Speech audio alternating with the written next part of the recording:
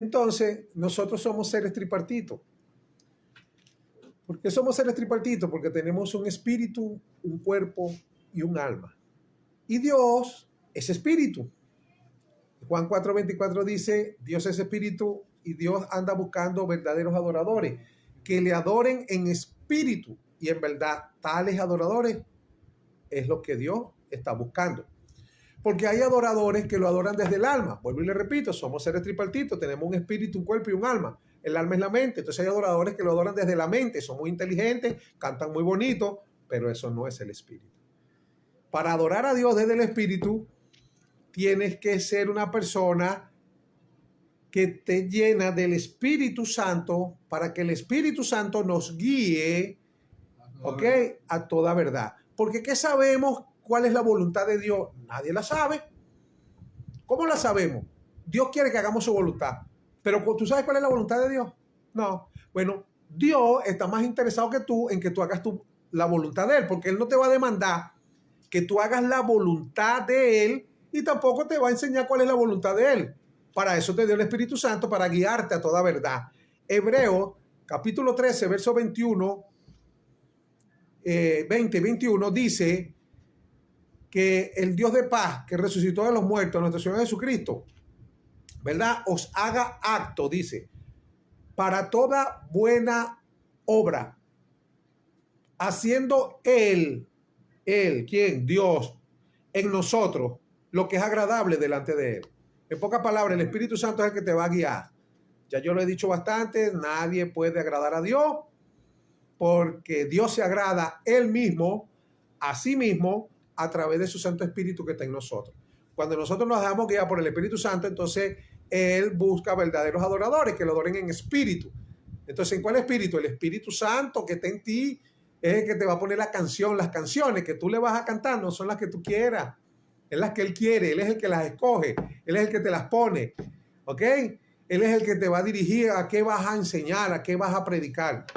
Y a esta hora nosotros vamos a hablar lo que dice Juan capítulo 21, versículo 1. Dice, después de esto Jesús se manifestó otra vez a sus discípulos en el mar de Tiberias. Se manifestó de esta manera. Escuche bien, este es el tercer domingo después de la resurrección de Jesucristo de entre los muertos, ¿ok? Porque el primer domingo, después que Jesús resucitó, se le apareció ¿a quién? A María Magdalena y a sus discípulos. Según en Juan capítulo 20, versículo 15 al 17, dice que Jesús le dijo, mujer, cuando María estaba en el sepulcro buscando a ver en la tumba, a ver si estaba Jesús, le dijo, ¿por qué llora? ¿A quién buscáis? Y ella, pensando que era el hortelano, le dijo, Señor, si tú lo has llevado, dime a dónde lo has puesto y lo llevaré. Jesús le dijo, María. Volviéndose ella, le dijo, Rabboni, que quiere decir maestro. Jesús le dijo, no me toques, porque no he subido a mi Padre, mas ve a mis hermanos y dile, subo a mi Padre y a vuestro Padre, a mi Dios y a vuestro Dios. Verso 19 dice, cuando llegó la noche de aquel mismo día, escuche bien, del mismo día que había hablado con María Magdalena, es decir, el primer domingo de haber resucitado Jesús de entre los muertos, dice, cuando llegó la noche de aquel mismo día, el primero de la semana, estando las puertas cerradas en el lugar donde los discípulos estaban reunidos por miedo de los judíos, vino Jesús y puesto en medio de ellos le dijo, paz a vosotros. Pero recordemos algo, que Tomás, el discípulo incrédulo, no estuvo presente en ese primer domingo, no estuvo, ¿ok? Dice la Biblia, el verso 26, que 8 días después estaban otra vez, este es el segundo domingo, ¿verdad? Sus discípulos reunidos y estando las puertas cerradas, Jesús se puso en medio de ellos y le dijo, paz a vosotros. Luego, dice el verso 27, dijo a Tomás, pon aquí tu dedo y mira mis manos. Entonces Tomás le dijo, Señor mío y Dios mío. ¿Ok? Entonces estamos claros que el primer domingo, después de haber resucitado Jesucristo, se les presentó a María y a sus discípulos. El segundo domingo se le presenta a sus discípulos nuevamente, pero es donde estaba Tomás, porque en la primera presentación, después de la resurrección, no estaba Tomás. Y luego, la tercera presentación, después de la resurrección, el tercer domingo, es en Juan 21, ¿verdad? Y este capítulo está lleno de revelaciones de Jesús, que Jesús mismo quiere que nosotros veamos. Así que abramos los oídos espirituales, los ojos espirituales y prestemos atención. En Juan 21:2 dice que estaban juntos Simón Pedro, Tomás llamado Dídimo, Natanael, que era de Caná de Galilea, los hijos de Zebedeo y otros 2 de sus discípulos. Total eran 7 entre Pedro. Verso 3 dice, y Simón Pedro le dijo, voy a pescar. Y le dijeron, vamos nosotros también contigo. Y salieron y entraron en la barca, pero aquella noche no consiguieron nada. Fíjense ustedes, se fueron a pescar toda la noche, ¿verdad? Y no consiguieron nada. Ese era un trabajo de pescadores, como lo tienen muchas personas hoy día. Ahora, muchos de nosotros trabajamos, ¿verdad? Y tratamos de ser santos y terminamos como ellos, con las manos vacías, sin conseguir nada. No sé si le pasa a usted, pero hay muchos que le pasan estas cosas. Entonces, nosotros no estamos molestos ni preocupados, ¿verdad?, por los pecados que cometimos antes de ser salvos. Pero nosotros, los cristianos, vivimos preocupados por el hecho de que después de haber sido salvos, seguimos pecando. Nadie se preocupa. Mire, yo ni me acuerdo de los pecados que cometí antes de ser salvo. Pero siempre vivimos pendientes de los pecados que cometemos después de haber sido salvos. ¿Por qué? Porque se nos ha enseñado, y en todas partes, en las congregaciones, en las iglesias, que estemos preocupados porque el pecado nos aleja de Dios. Y eso es lo que quiero que usted vea, lo que dice la Biblia, para que pierda el miedo, para que madure, para que aprenda que el amor de Dios es incondicional. Amén. Ahora, después de ser salvo, después de haber conocido al Señor y haber caminado con Él por un tiempo, ¿cuál crees tú que sea la actitud del Señor hacia ti?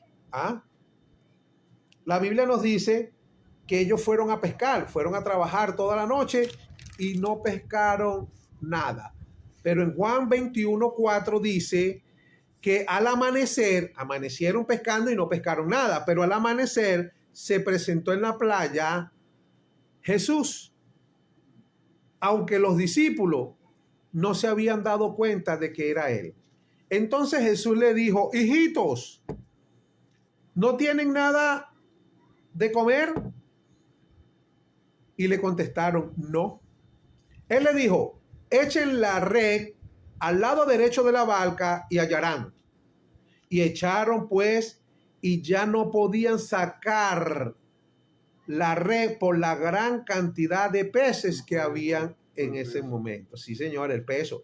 Entonces aquel discípulo a quien Jesús amaba, estamos hablando de Juan, dijo a Pedro, Pedro, es el Señor. Y cuando Simón Pedro oyó que era el Señor, se ciñó el manto, pues se lo había quitado y estaba desnudo. Escuche bien. Y se tiró al mar. Se tiró al mar. ¿Pero para qué se tira al mar? Para ir en pos de Jesús. Y estaba desnudo. Cuando usted lee la palabra desnudo en la Biblia, significa pecado.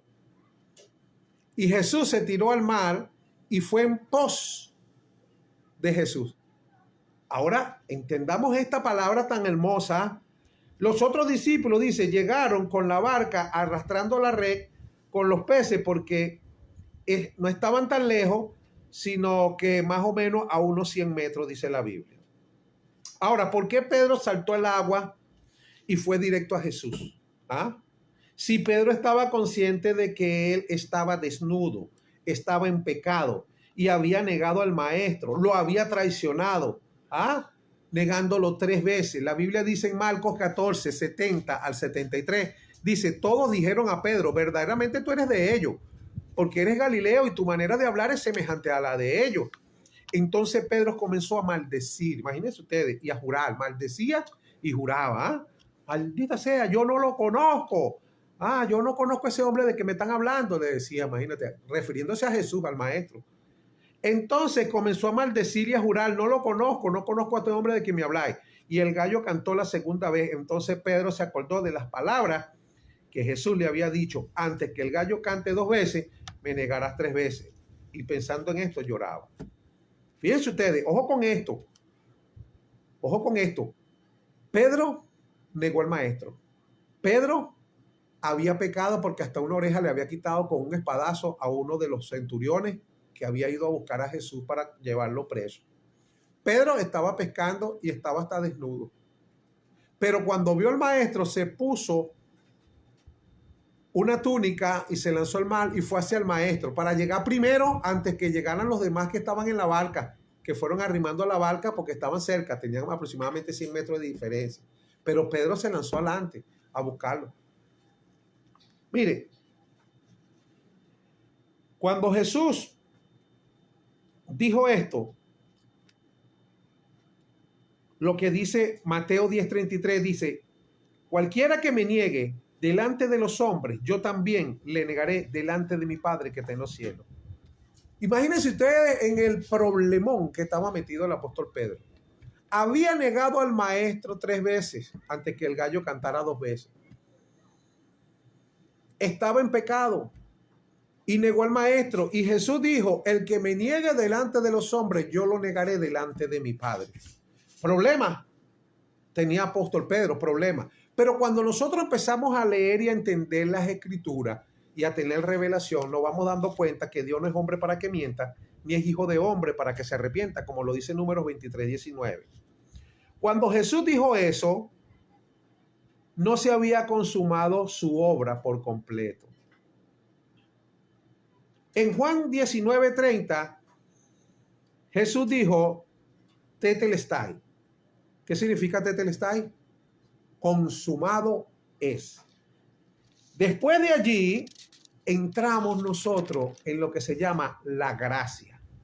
Romanos 8:39, 38 y 39 dice que ni lo alto, ni lo profundo, ni la vida, ni la muerte, ni ángeles, ni principados, ni potestades, ni lo presente, ni lo porvenir, ni ninguna cosa creada nos podrá apartar del amor de Dios que es en Cristo Jesús. Entonces, Pedro negó a Jesús delante de los hombres y Jesús dijo: el que me niegue delante de los hombres, yo lo negaré delante de mi Padre. ¿Será que Pedro entonces está condenado por eso? No. ¿Por qué? Porque todavía cuando Jesús habló eso, recuerden que los 4 evangelios que están en el Nuevo Testamento pertenecían a la ley. ¿Sabían eso? Muchos no lo saben, pero apréndaselo. Entonces Jesús todavía no había consumado su obra. Él la consumó en la cruz del Calvario y dijo: tetelestai, consumado es. De allí en adelante entramos a la gracia, y en la gracia nos dice claramente: ni lo alto, ni lo profundo, ni la vida, ni la muerte, ni ángeles, ni principados, ni ninguna cosa creada, ni lo presente, ni lo porvenir, nada nos podrá apartar del amor de Dios que es en Cristo Jesús. Y estamos hablando de un Jesús resucitado. Voy para allá. Miren lo que dice Hebreos capítulo 10, versículos 16 y 17. Este es el pacto que haré con ellos después de aquellos días, dice el Señor. Pondré mis leyes en sus corazones y en sus mentes las escribiré. Y añade: y nunca más me acordaré de sus pecados y de sus transgresiones. En el antiguo pacto, Dios se acordó de los pecados de Pedro, de la traición de Pedro. ¿Sí? Antes de la cruz, Dios, Jesucristo se acordó y le dijo: el que me negare delante de los hombres, yo lo niego delante de mi Padre. Y luego se acordó, sí se acordó. Dios se acordó de los pecados de Pedro. Pero ¿qué pasó? ¿Qué hizo Dios con esos pecados de Pedro? Se los cargó toditos en el cuerpo a Jesús en la cruz del Calvario. Borrón y cuenta nueva. Cuando venimos entonces que Jesucristo es sepultado y es resucitado, ya estamos hablando no de Jesús de Nazaret, el hijo de María, el hijo del hombre. Ya estamos hablando de Jesucristo resucitado. Estamos hablando del único Dios verdadero. Les explico. Así que una cosa es Jesús de Nazaret, el hijo de María, el Hijo del Hombre, como se llamaba él mismo, y otra cosa es Jesucristo resucitado. Mire, las revelaciones bíblicas son progresivas. Veamos lo que Jesús mismo decía de él en el tiempo de la ley. En Mateo 16:27, Jesús decía, porque el Hijo del Hombre vendrá en la gloria de su Padre. En Mateo 24:27, Jesucristo mismo hablando de él decía, porque como relámpago que sale del oriente y se muestra hasta el occidente, así también será la venida del Hijo del Hombre, hablando de él. En Mateo 24:30 dice, entonces aparecerá la señal del Hijo del Hombre en el cielo. En Mateo 24:37 dice, más como en los días de Noé, así será la venida del Hijo del Hombre. Eso lo decía Jesús hablando de él. El Hijo del Hombre, el Hijo del Hombre, el Hijo del Hombre, el Hijo del Hombre. Escuche bien, el Hijo del Hombre. Pero en la gracia no se menciona la venida de Jesucristo resucitado como el Hijo del Hombre, sino como ¿qué? Leamos lo que dice la Biblia en Tito capítulo 2 versículo 13. Dice, aguardando la esperanza bienaventurada y la manifestación gloriosa de nuestro gran Dios y Salvador Jesucristo. ¿Está viendo? Cuando él hablaba en la ley, en el Nuevo Testamento, pero en los evangelios, que él estaba como hijo de hombre, como hijo de María, Jesucristo el hombre en carne y hueso, que decía, cuando vean venir al Hijo del Hombre. Cuando él muere y resucita, ya no es el Hijo del Hombre, ya no es el Hijo de María, sino que es nuestro único Salvador, Dios y Salvador. La Biblia lo llama en Tito 2:13, aguardando la esperanza bienaventurada y la manifestación gloriosa de nuestro gran Dios y Salvador Jesucristo. Y si usted lee ahora en 2 de Pedro, capítulo 1, versículo 1, dice, Simón Pedro, siervo y apóstol de Jesucristo, a los que había alcanzado por la justicia de nuestro Dios y Salvador Jesucristo. ¿Ven la diferencia? Entonces, ¿cómo se llamaba antes? El Hijo del Hombre, pero más nunca volvieron a escuchar el Hijo del Hombre, el que estamos esperando. ¿A quién está esperando usted? ¿Al Hijo del Hombre? No. ¿Usted está esperando a quién? A nuestro Dios Salvador, el único Dios Salvador, el único Salvador. ¿Quién es ese? En Oseas capítulo 4 versículo 13 dice, pues no conocerá a otro Dios ni a otro Salvador sino a mí, dijo Jehová. ¿Y quién es Jesucristo? Pues el único Dios Salvador, Jehová manifestado en carne, según 1 Timoteo capítulo 3 verso 16. Dice, indiscutiblemente grande es el misterio de la piedad. Dios fue manifestado en carne. ¿Quién es Jesucristo? Es Dios manifestado en carne. Jesucristo es Emmanuel, según Mateo capítulo 1, versículo 23. Es Dios con nosotros. Aquí la Virgen concebirá y dará a luz un hijo y llamará su nombre Emmanuel, que es Dios con nosotros. ¿Y cuántos dioses hay? Según 1 Corintios capítulo 8, versículo 6 dice, para nosotros, sin embargo, hay un solo Dios, el Padre. Entonces, ¿quién es Jesucristo? ¿Otro Dios? ¿Otra persona distinta? No, hermano. Jesucristo es el único Dios verdadero. Amén. El único Dios verdadero que se manifestó en carne. Pero ahora está con nosotros en espíritu. ¿Y vive dónde? En el cielo. En nuestros corazones, en nuestro cuerpo. Es el templo y la morada de su Santo Espíritu. Judas capítulo 1, verso 25 dice, al único y sabio Dios, nuestro Salvador. Ya no lo vuelven a nombrar más nunca en la gracia, más nunca vuelven a nombrar a Jesucristo como el Hijo del Hombre. Cuando venga el Hijo del Hombre, no. ¿Ves? Porque hay una diferencia. Tenemos que aprender que las revelaciones bíblicas son progresivas.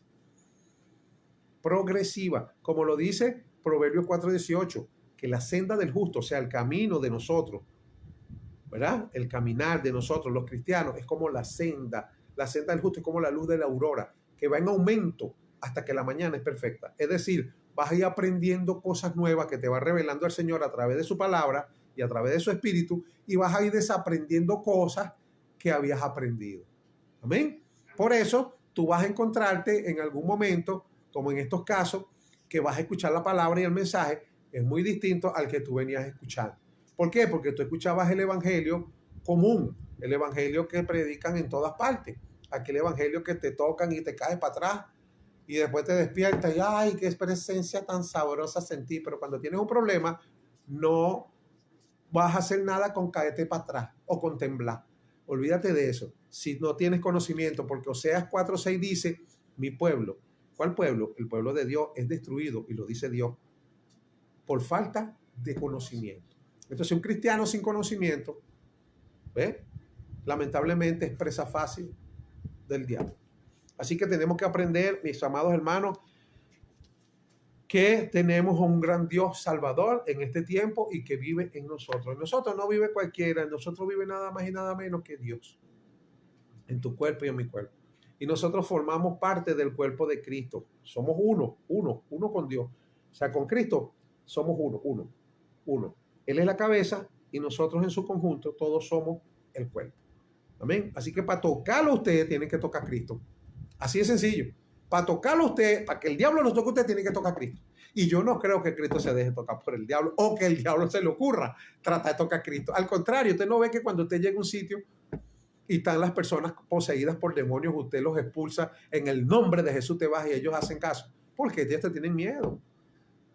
Ellos te tienen miedo. Yo una vez estaba dando una clase en el Centro de Rehabilitación de Liberación y llegaron de Valencia, trajeron una muchacha poseída, una iglesia, muy grande la iglesia, y la trajeron porque tenía tiempo poseída y no la podía, el demonio no se quería ir. Y la llevaron y yo estaba dando la clase. Y yo recuerdo que en ese momento aproveché la oportunidad de la endemoniada, que le dije, un momentico, ya va, que estaba en plena clase. Yo le dije, ¿de qué guerra espiritual estamos hablando? Si el diablo está vencido. Una guerra es cuando tú tienes un enemigo que te puede matar y tú matarlo a él, o sea, una guerra. Pero en este caso nosotros ya somos más que vencedores en Cristo. ¿De qué guerra hablamos si el diablo está vencido y está asustado? El diablo no tiene miedo. Y estaba la muchacha poseída. Y dije, ven acá. Y en lo que él se me acercó, lo que me decía era, piedad, por favor, gordo, me decía piedad. Yo le decía, ¿estás viendo? Este demonio está más asustado. Ahí donde está asustado. Pero ellos te hacen creer que ellos son violentos y que son fuertes porque la impresión que ellos hacen, te voy a matar. Y si tú te asustas, eres un evangélico que no conoce, sino un evangélico que está acostumbrado nada más a temblar, a cantar y a llorar y a caer en el suelo cuando lo tocan, ahí perdiste. Pero si tú eres un cristiano que estudia, que tiene revelación del Espíritu Santo, olvídate que el diablo sabe y te dice, no, voy para otro lado porque estos no son presas fáciles. Él va a buscar presa fácil. Hay bastante evangélico por ahí que no sabe mucho. Vas a buscarte un problema con uno que más o menos maneja la cosa. No, el diablo no es bruto. Entonces yo le dije, sí, así es. Así es. Entonces yo agarraba al endemoniado y le decía al demonio para hablar con él y decía, piedad, gordo, piedad. Y yo le decía, ve, este demonio tiene miedo. Entonces le pregunté quién era. Me dijo que se llamaba María Leonza. ¿Cuánto tiempo tienes ahí? Empecé a entrevistarlo, interrogarlo, hasta que me decía que él no quería hacerle daño a la muchacha, que fue su mamá que se la vendió por unas monedas y tal. Te vas en el nombre de Jesús, y tuvo que abandonarlo. Eso es todo. ¿Pero por qué pasa eso? ¿Porque nosotros somos bravos? No. Nosotros somos seres humanos simples. Aquí el único que tiene el poder es Dios. Pero como tú estás en Cristo, o Cristo también está en ti, como tú lo quieras ver, el Espíritu Santo está en ti, quiere que te diga algo, Él lo va a hacer. Entonces eso es lo que tenemos que saber todo, que usted vive en Cristo. El diablo no te puede tocar así como le da la gana. La Biblia dice que el que es de Dios, el maligno, no le toca. Primera de Juan, capítulo 3, versículo 9. El que es de Dios, el maligno, escuche bien, el maligno no le toca. ¿Por qué no te toca? Oye, te va a tocar a ti, tiene que tocar a Jesucristo, porque tú eres miembro del cuerpo de Cristo. No sé qué parte del cuerpo eres, a lo mejor eres un vello, o eres un riñón, o eres el hígado, o eres lo que sea. El hígado, los riñones, ¿verdad? Pero tú eres de Cristo. Tú eres miembro del cuerpo de Cristo, y para que el diablo te toque a ti, está tocando el cuerpo de Cristo. Cristo es la cabeza y nosotros en su conjunto todos somos el cuerpo. Entonces la Biblia dice que el que es de Dios, el maligno no le toca. Que te enferme. Y tú dices que mira cómo me tiene el diablo, hermano. Mentira. Tienes un cuerpo de naturaleza adámica, de naturaleza caída, y vives en un mundo de naturaleza caída y te vas a enfermar. Lo único que también tienes una promesa, que por las llagas de Cristo tú eres sanado, tú eres curado. Eso es seguro. Yo siempre lo he explicado. Hay dos cosas: un pecado que Dios no perdona y una enfermedad que Dios no sana. El pecado que Dios no perdona es la blasfemia contra el Espíritu Santo. Y la enfermedad que Dios no sana es la que te mata, porque es la única que Dios va a usar para sacarte de ese cuerpo, para llevarte a las moradas eternas, porque de resto te vas a sanar siempre. Si no te tocó la hora, te vas a sanar. Y después contarás testimonio, una guará, la vi fea. Yo he visto gente que no puede ni hablar, gente que no ve y de repente lo veo viendo y lo veo hablando, gente que no puede caminar y después lo veo hasta corriendo, trotando y tú te quedas sorprendido. ¿Qué le pasó a este? No le tocaba todavía. Y cuando no te toca, no te toca. Así que lamentablemente, esto no es de quien quiere ni de quien corre. A veces uno se quiere morir y no se muere. Y otros que no se quieren morir se mueren. Entonces esto no es de quien quiere ni de quien corre, sino de quien Dios tiene misericordia. Hay que esperar en el Señor y reconocer que la voluntad es de Él. Él fue el que nos llamó, no fuimos nosotros que lo buscamos. La Biblia dice claramente, Jesucristo lo dijo y yo lo creo, no me eligieron ustedes a mí, sino que yo los elegí a vosotros para que lleven fruto. ¿Ven? La Biblia dice en Juan capítulo 6, verso 44, ninguno, dijo Jesucristo, ninguno puede venir a mí si el Padre que me envió no le trajere, y yo le resucitaré en el día postrero. Así que nosotros estamos aquí, ¿por qué? Porque Cristo le plació tenernos con Él. No por ser nosotros mejores que nadie, no por ser tú más bueno, porque tú te portas muy bien, porque tú eres un santo de Dios, porque tú tienes un buen corazón. Mentira. Porque de hecho éramos de los vil del mundo y de los menospreciados del mundo, escogió Dios para avergonzar a los sabios entendidos.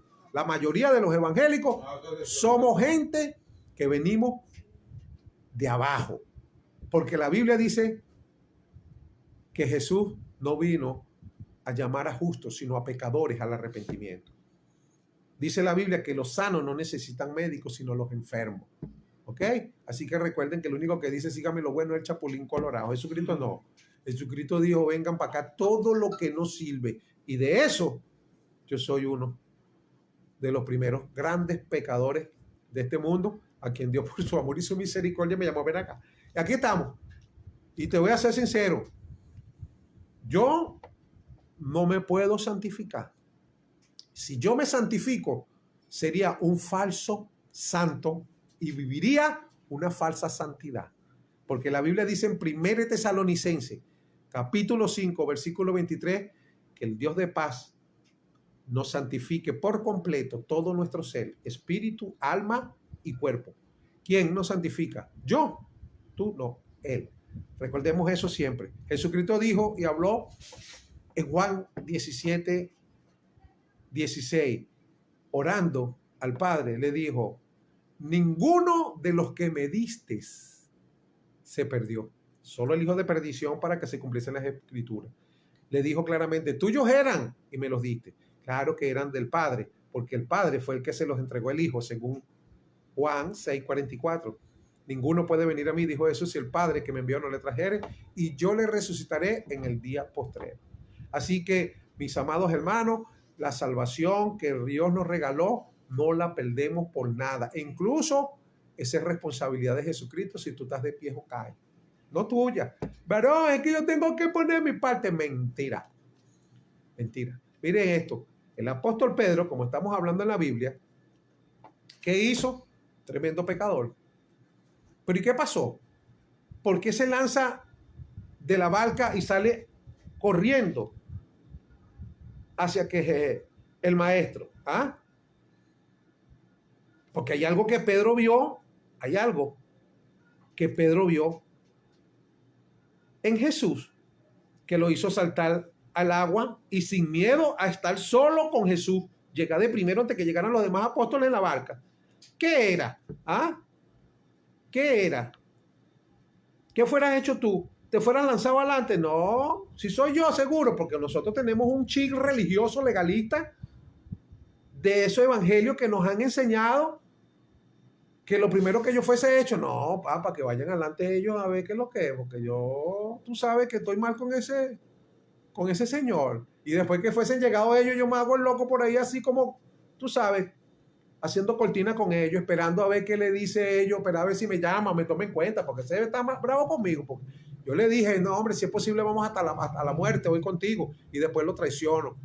¿Ah? Y cuando que he escuchado también que él dijo que el que me negare delante de los hombres, yo le negaré, no, ese está bravo conmigo, ahí me metí en un lío. Eso es lo que piensa uno, ¿cierto? Y más con la religión y el legalismo que nos han metido en la cabeza, uno dice, no, más, pero a ver, si me llama, bueno, bien, a lo mejor hago las paces, pero si no, bueno, tranquilo, él allí, yo aquí. Pero Pedro no hizo eso. El apóstol Pedro se lanzó al agua. ¿Ves?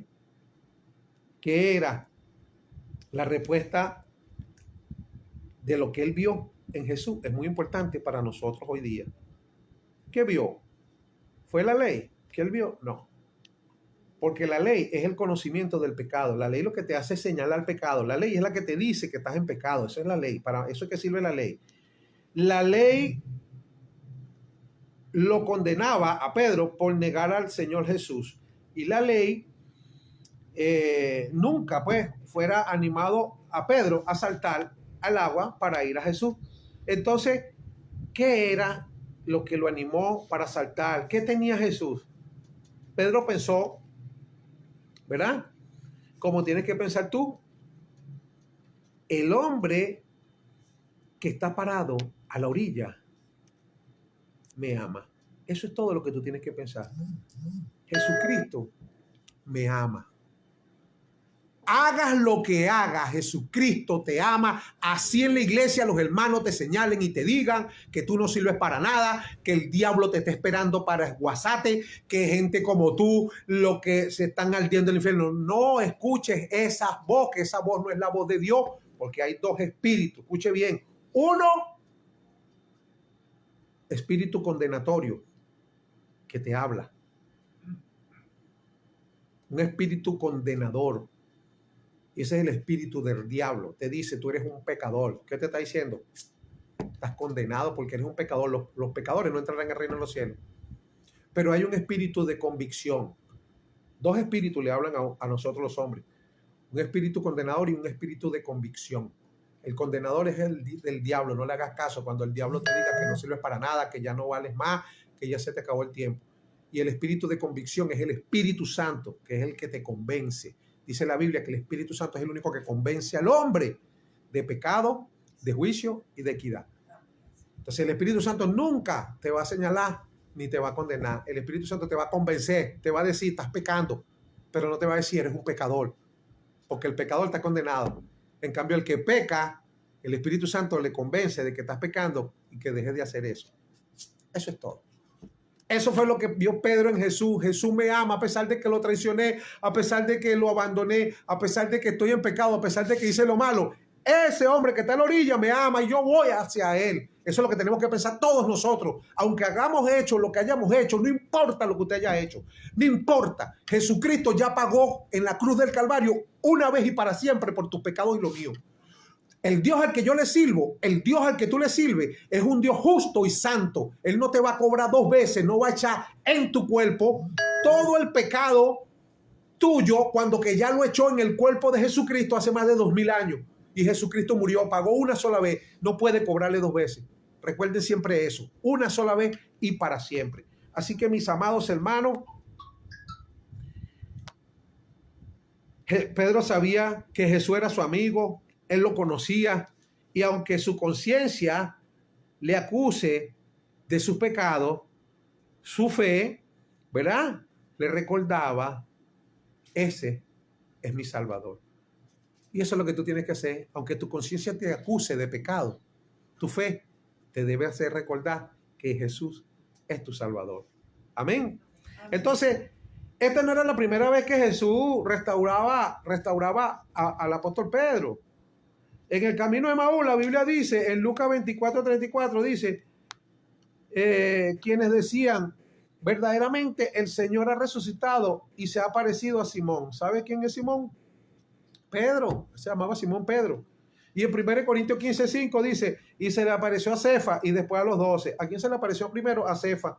¿Y quién es este Cefa? Cefa significa Pedro en arameo.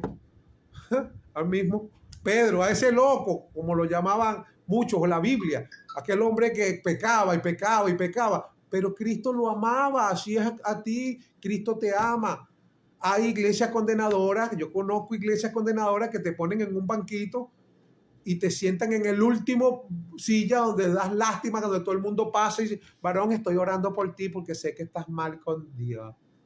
Ah, Pedro estaba mal con Dios, tú lo escuchaste a los apóstoles con esa religiosidad. Deje quieto que cada quien busque la manera de que Jesús se acerque más a él y él a Jesús. No le pongas piedra de tropiezo. El que esté libre de pecado que tire la primera piedra. ¿Ah? Muchos se creen súper santos.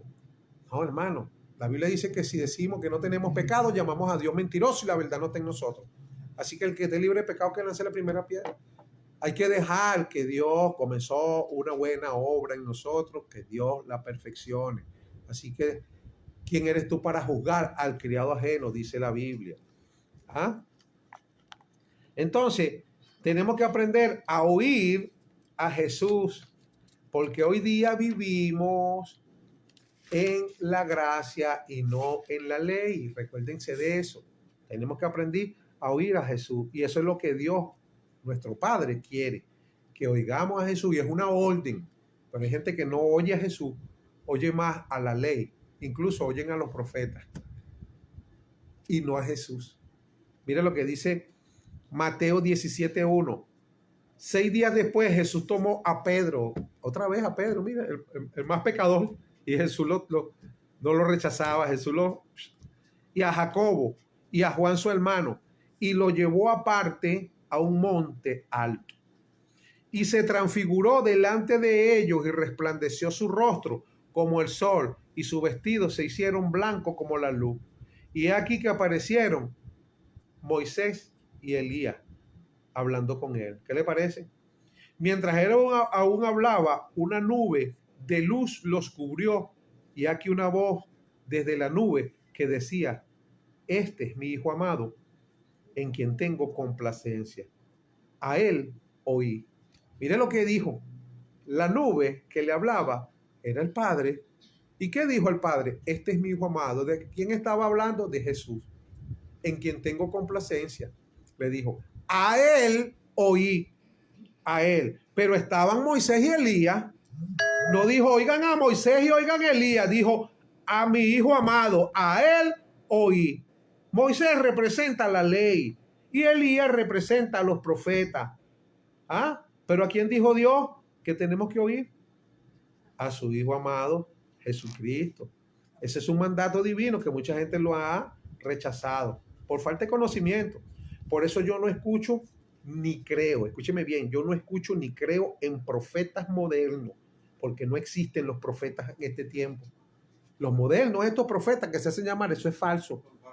Jesucristo dijo en Lucas capítulo 16, versículo 16, la ley, escuche bien, la ley y los profetas fueron hasta Juan. De aquí en adelante les será predicado el evangelio del reino. Existe el don de profecía, pero no existe el título de profeta, para que lo sepan. Hay personas con don de profecía, ¿ok? Pero ¿para qué es la profecía de este tiempo? Para exhortación, para consolación. Amén. Pero no para adivinar futuro. Esos son espíritus de adivinación que no vienen de parte de Dios.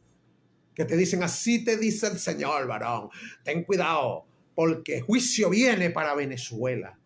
Eso es falso, mi hermano querido. Aquí no viene ningún juicio para nada. Amén. Porque Venezuela es un país pecador. Es un país que está pervertido. Bueno, déjame decirte que ya yo les expliqué una vez que si Dios crea juicio contra Venezuela, va a tener que pedirle perdón a Jesucristo, porque Jesucristo pagó por todos los pecados.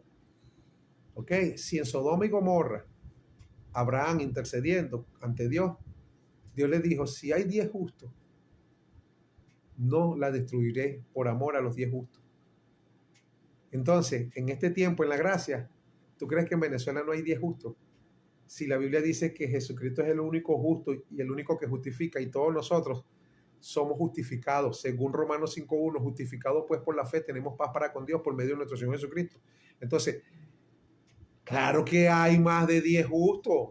Dios no va a destruir a ninguna Venezuela. Así que no le crea esas locuras a ese poco loco que dicen ser profeta y andan diciendo loqueras en las redes sociales para aterrorizar a las personas. Cuando tú conoces la verdad te hace libre, tú vives en paz. Yo veo esas cosas y las paso. ¿De dónde salió esto? Ni me meto con ellos ni nada, pero no le presto atención. ¿Por qué? Porque para eso estamos estudiando la Biblia, con revelación. Amén. Así que yo no escucho ni creo en profetas modernos, tampoco creo en los hermanos legalistas que predican ley, tampoco. Yo oigo a Jesús. Los legalistas son un gran problema. Los hermanos legalistas son un gran problema para el maestro y también para sus seguidores. Bueno, con decirte que ni los mundanos son tan peligrosos como lo son los legalistas. Ejemplo, Poncio Pilato. Poncio Pilato era un mundano. En Lucas 23:4 dice, y Pilato les dijo a los principales sacerdotes de la ley y a sus seguidores legalistas, ningún delito hallo yo en este hombre.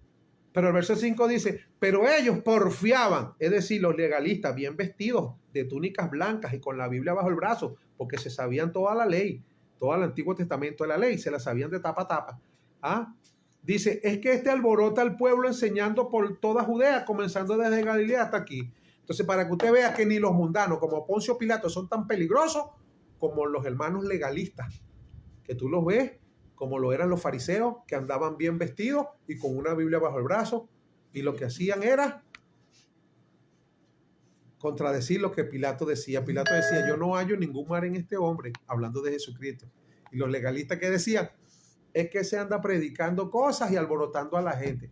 Así que, mis amados hermanos, la Biblia nos enseña en Gálatas capítulo 4, versículo 27 en adelante, que los hijos de la esclava perseguían al hijo de la promesa. Y como era en el principio, así es ahora.